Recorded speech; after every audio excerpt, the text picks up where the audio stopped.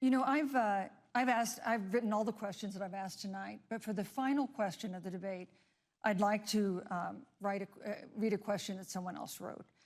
The Utah Debate Commission asked students in the state to write essays about what they would like to ask you. And I want to close tonight's debate with the question posed by Brecklin Brown.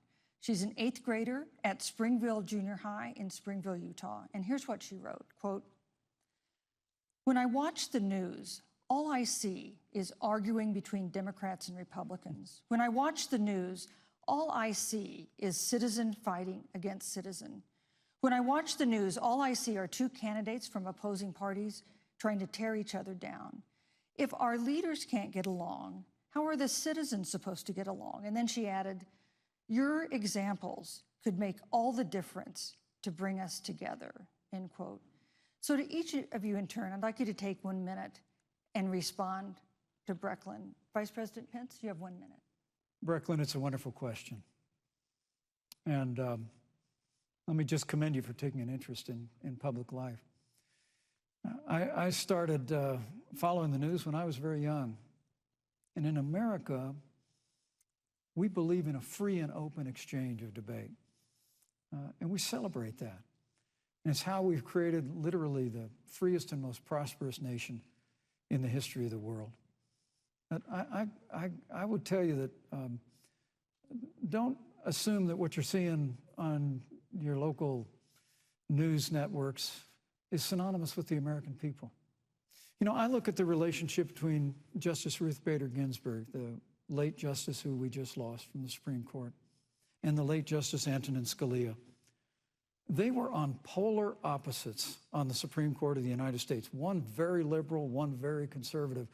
But what's been learned since her passing was the two of them and their families were the very closest of friends. I mean, here in America, we can disagree. We can debate vigorously, as Senator Harris and I have on this stage tonight. But when the debate is over, we come together as Americans.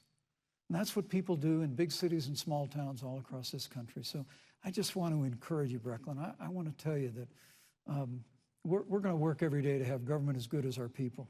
And the American people each and every day love a good debate. We love a good argument. But we always come together and are always there for one another. Thank you, in times of need. And we've especially learned that through the difficulties of this year. Senator Harris, what would you say to Brecklin? First of all, I love hearing from our young leaders. And when I hear her words, when I hear your words, Brecklin, I know our future is bright because it is that perspective on who we are and who we should be. That is a sign of leadership and is something we should all aspire to be. And that, you know, that brings me to Joe.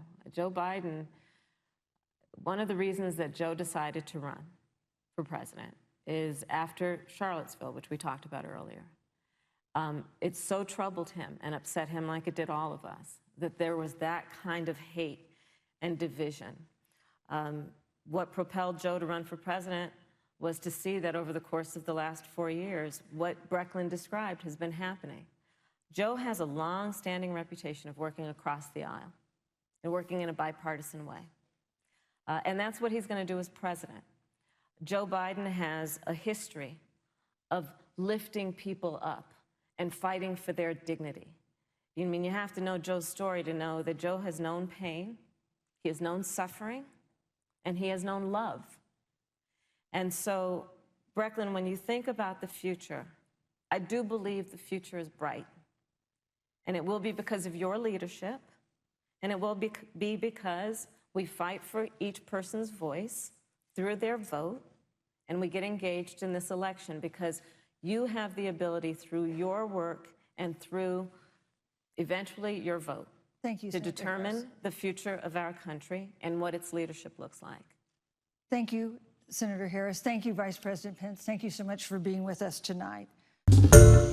Hi, everyone. George Stephanopoulos here. Thanks for checking out the ABC News YouTube channel. If you'd like to get more videos, show highlights, and watch live event coverage, click on the right over here to subscribe to our channel. And don't forget to download the ABC News app for breaking news alerts. Thanks for watching.